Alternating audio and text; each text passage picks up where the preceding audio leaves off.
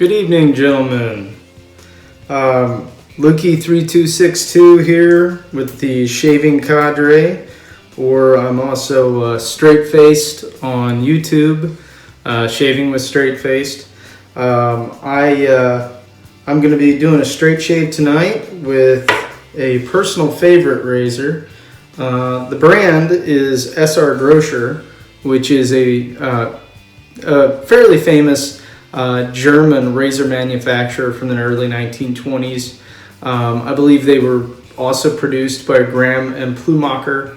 Anyway, just a fantastic group of razors that they produced. They produced the blacksmith razors, Peter Hans, the blue diamonds, which are very beautiful, and the blacksmith, which I'm shaving with tonight, also has a wedge version as well. But this is the double concave version. It's more of a extra hollow, but you can definitely, there is a double concave element to it. But anyway, this evening's shave, I'm going to go ahead and use another Sorrentino Brushworks brush, which is a 28 millimeter, made specifically for me by Eric. It's fantastic badger. I love it. Been soaking it in my vintage marble cup.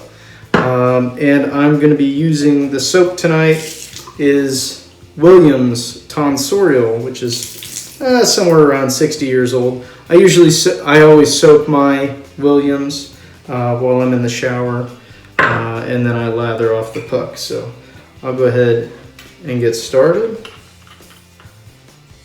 And of course, I got my ultra vintage Old Spice mug.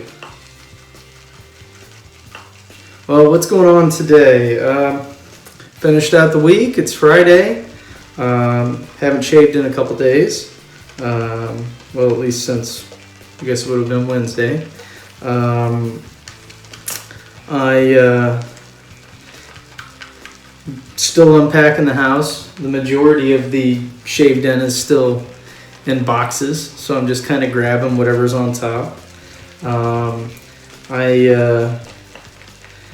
For the weekend, we've got plans. We're going to go ahead and go to Freeburg, Missouri, over by Jefferson City, the capital, to visit a cousin of mine who is having their first child. So we're having their baby shower, and so my whole family will be there. So it's going to be great to see everybody. It'll be actually, I think, the first time I've seen our entire family together since COVID started 2 years ago.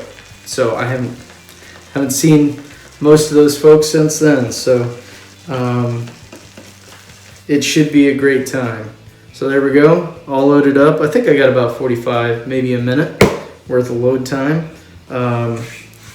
And by the way, you can get these awesome lids to go on your Old Spice mugs. We have a member on the Shaving Cadre, UA Cowboy, Kyle. He can 3D print you whatever you need for the top of your Old Spice mug. So I'm going to go ahead and lather up.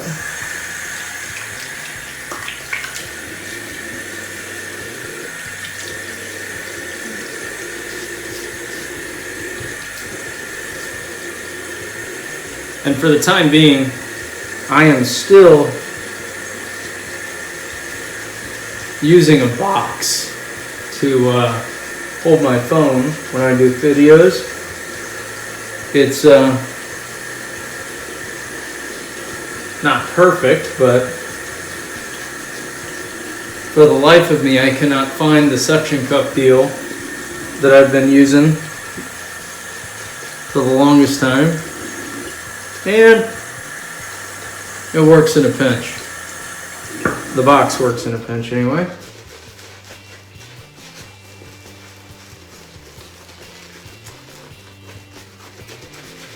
And look at that, I haven't even added any water and it's already coming together really well.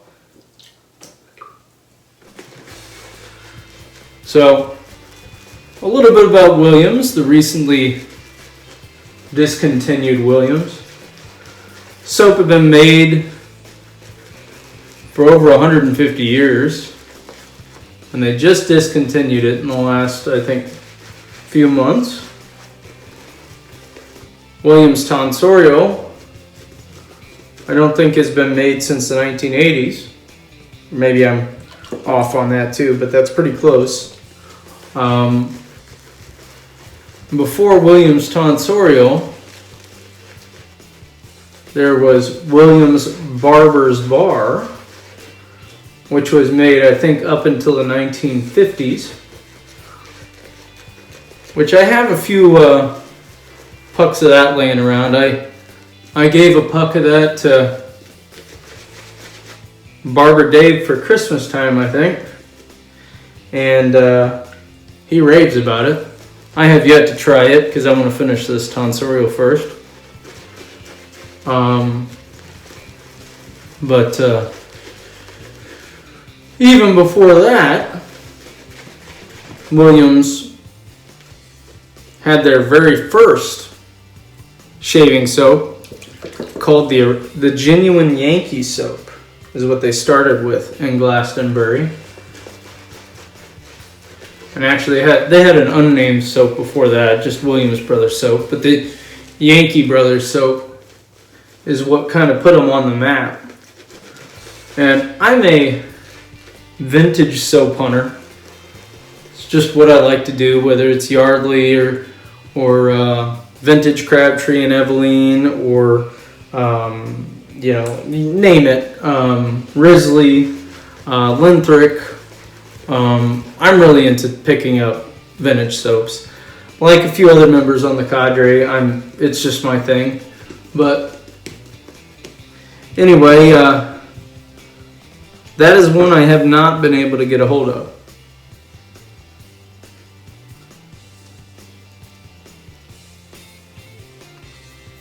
And I think that Yankee soap was made up until the 1920s and 30s. I've got ads for it that run it through the early 1890s and a few ads that run through the early 1900s, but I can't see any mention of it past the 1920s. I could be wrong. I'm sure that there's a historian out there that could set me straight on that, but I've been hunting hard for it for quite some time, and I think the deal is you can't find that kind of stuff. I mean, it's 150 years old. It could be 110-year-old soap since they made it last, perhaps.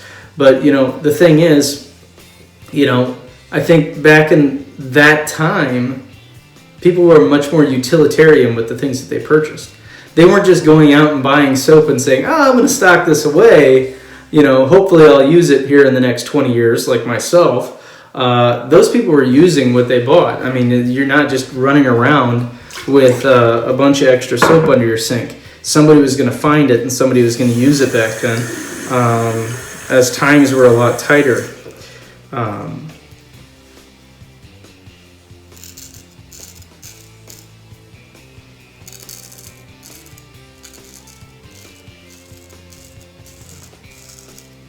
Really though, that's where we're kind of lucky at all to end up with some of these vintage soaps. You look at Williams Barber's Bar. I mean, that hasn't been made since the 1940s. And I mean, I've never seen any other than the 6 pucks I ran into. I don't know of anybody else that's tried it other than Barber Dave.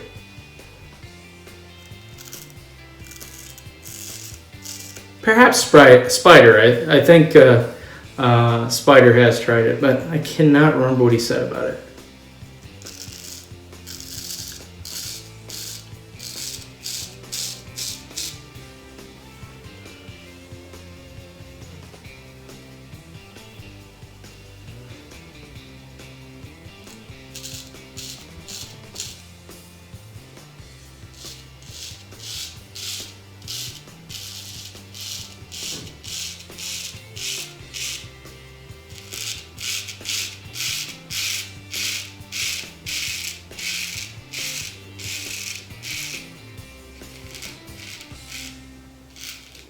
Now, also, whenever it comes to Williams, you've got other variations. You've got Williams with menthol, Williams mug soap with menthol. You have, of course, vintage Williams from the 1940s up through the 80s, whenever they changed their formulation. Then you have modern Williams, modern discontinued Williams. And then you also have some other curious ones that are odd, like the Currier and Ives, which Currier and Ives was it was a Williams shaving soap, but it was in a Currier and Ives wooden bowl with either a steam locomotive or I believe a car or maybe an airplane, or maybe it was a scene of a winter scene from Currier and Ives. And then finally, the only other one that I know of was the Williams Luxury Shaving Tablet, which was supposed to be really nice. I have one of those. I haven't used that yet. Then you have other Williams items out there, like the shaving sticks and the shaving powder and the Tonsorial shaving machine powder.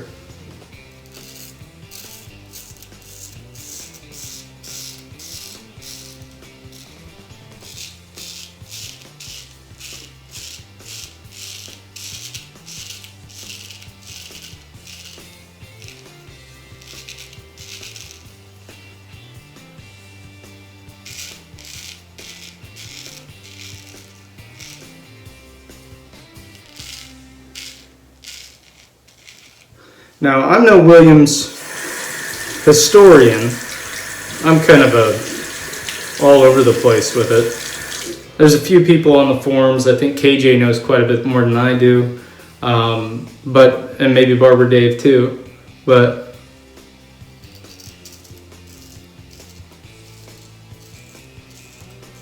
such a wonderful, rich history. It's a shame to see that company go.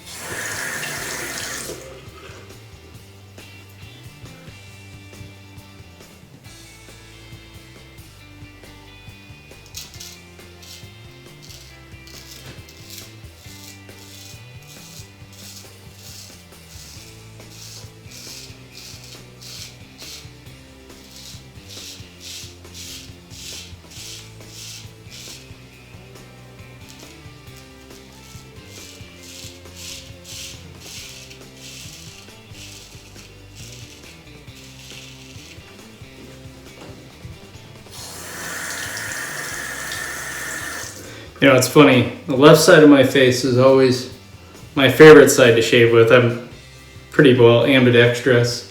I was born left-handed, and then the Catholic school beat it out of me. But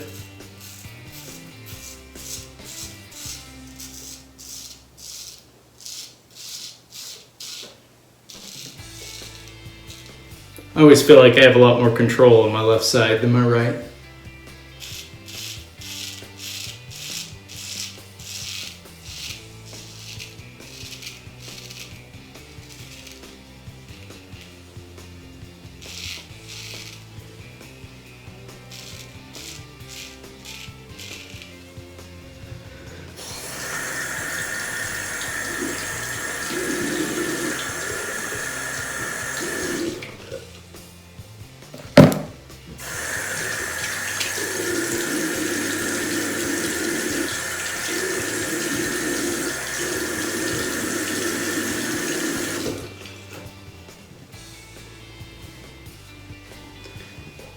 Man, I really need to get one of those excess lather catcher shirts like some of the guys have here. It seems like whenever I do this, I always get messy.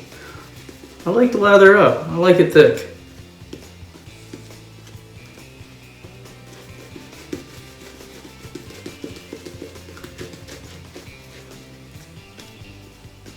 But as you guys can see, the old Tonsorial really makes an amazing lather. I think it just kind of explodes.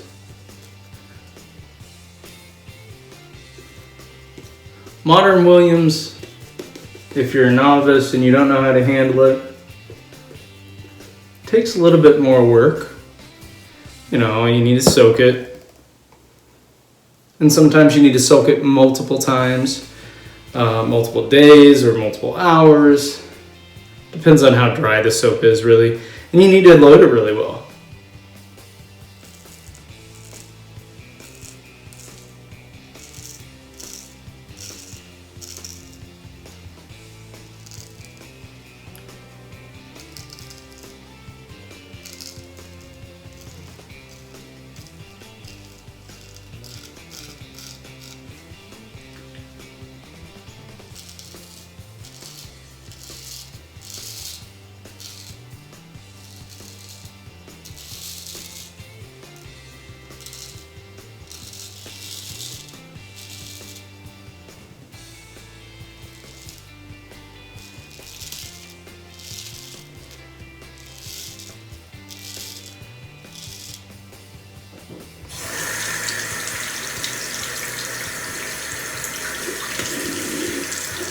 But guys, if you haven't tried it, if you can get a hold of Vintage Williams, do it. I mean, it's a great soap. I can't say anything about it. I mean, it does have that vintage tallowy smell. I've heard a great description of what that scent is, but I just really can't think of it off the top of my head. But I mean, vintage tallow soap, most of it loses its scent. And it's just got it's not a sour smell, but like just an older, musky smell.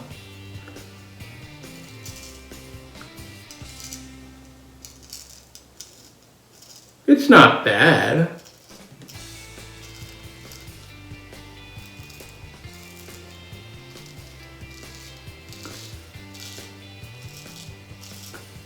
But it sure doesn't smell like Barrister and Man or any of Ariana and Evans or any of the other fancy soaps nowadays.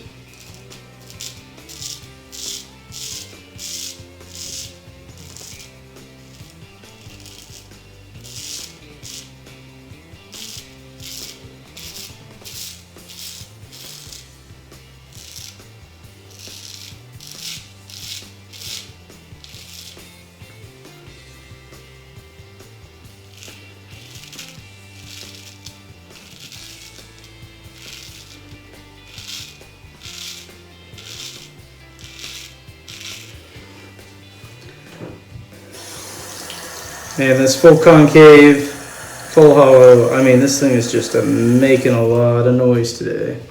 I usually try to stay away from hollow grounds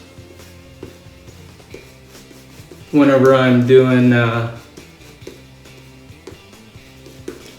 daily shaves, because if I'm shaving every single day, that my stubble's so heavy that it's almost impossible to work through the stubble well with a full hollow. So I usually go for a near wedge or a wedge on those days.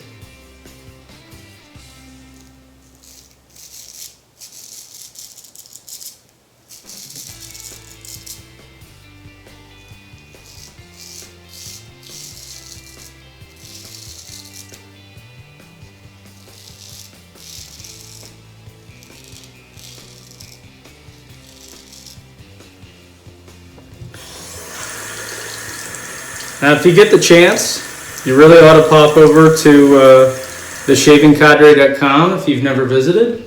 Fantastic place. Wonderful group of guys who I've become really close friends with.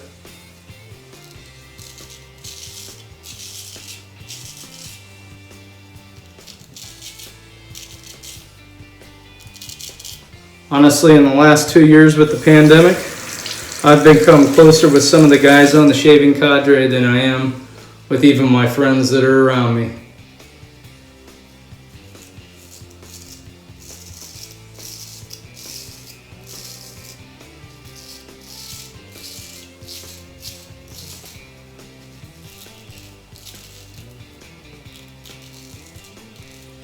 Now, if you like my video, please like and subscribe, and also please check out some of my friends' channels. There's Barber Dave. I believe he goes by Handle Barber Dave on YouTube. There's Rich Shaves.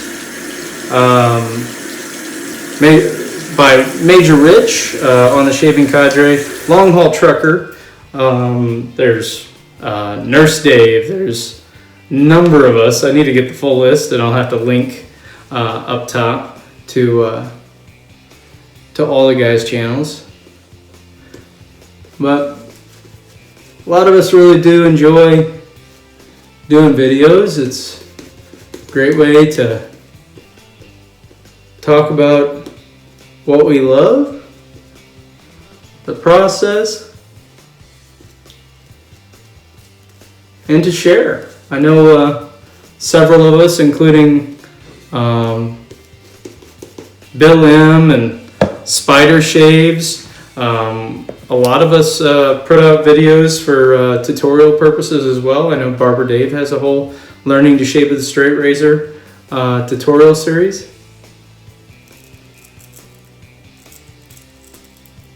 Bill M., he has a great series on convex honing, which I still need to finish.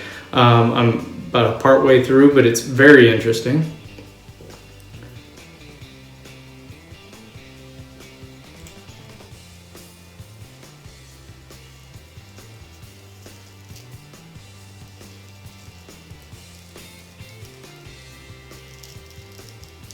Not too much left there.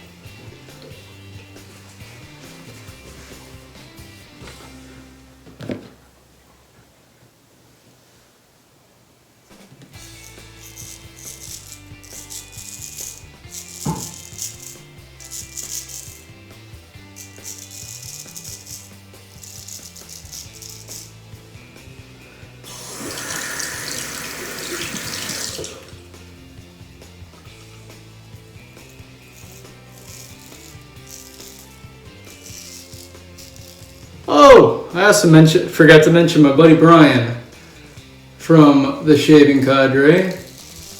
He goes by Scuttle Soap, and he just started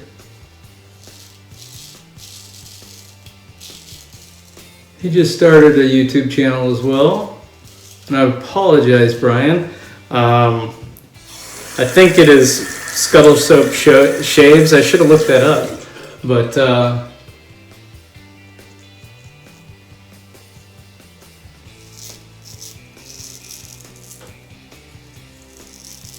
a shout out to Brian. He just started shaving with straight bladed razors.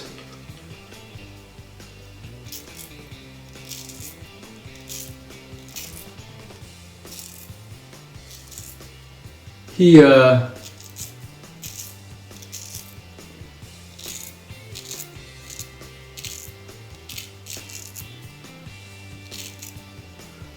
started out with one of those fancy I think it's a Swedish Tonsorial razors. Before that, he had a ton of DEs. Oh, who am I kidding? He still has a ton of DEs.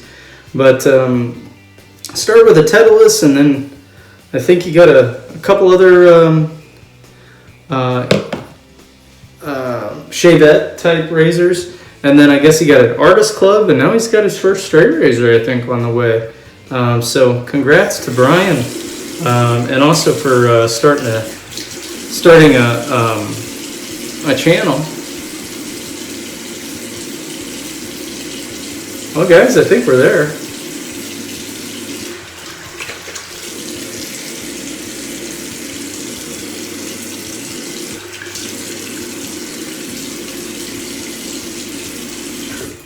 Still a little bit of a strange feeling.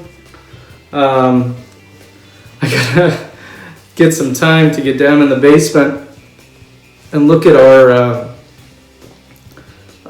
water softener here. We're out in the country, and I've never used a water softener before.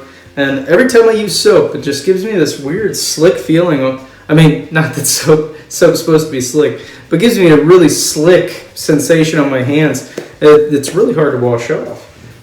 So I need to take a look at that soon. For the aftershave today, we're going to be using a little Aqua Velva. I believe this is a 1970s, 60s, 70s version. I'm such a huge fan of the vintage aftershaves. I'm just now getting into Avon. That had not been my forte until recently. For some reason, I had stayed away from it for a long time. I think because I had an assumption that there's so much out in the market for a reason that people just weren't using it. And it must have been cheap junk back in the day. And that really is just not true. I mean, the Wild Country that I've tried, it's wonderful. I think it's the lime is wonderful, fantastic. I just started picking it up here and there later last year, and I plan on picking up more soon. Finishing today with some Aqua Velva Sensitive 5-in-1. I'm not even sure if this is on the market anymore. I haven't seen it out there anywhere. I haven't really been looking for it because it goes a long way, but it's got a nice light powdery scent.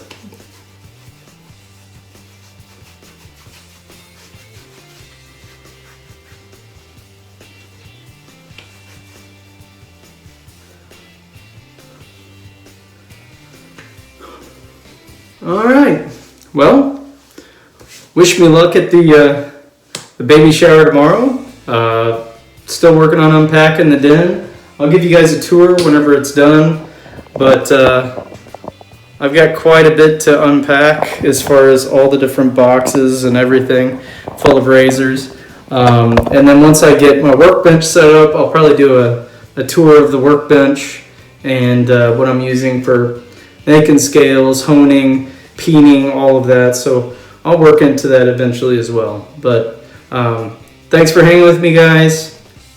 I guess we'll shave later.